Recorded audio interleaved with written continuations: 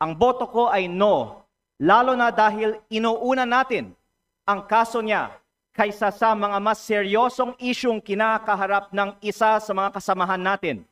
Isang kapwa kong Batanggenyo na nandito ngayon na bumoto sa kaso ni Congressman Barzaga.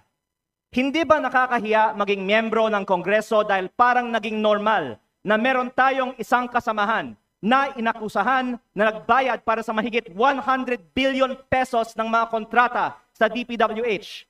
Para bang tinatanggap natin na normal lang magkaroon ng kasamahan na iniugnay sa pagnanakaw ng bilyong-bilyong piso na hindi iniimbestigahan na ng Committee on Ethics, Public Works o Infracom, samantalang inuunan natin ang kaso ni Congressman Barzaga, habang hindi man lang natin pinaglalaanan ng masusing atensyon ang mas mabigat na aligasyon, lumalabas na parang okay lang magnakaw sa Kongreso.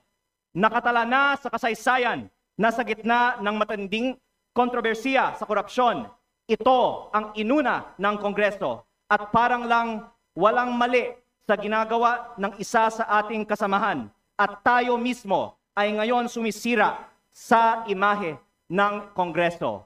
Mahiya naman tayo.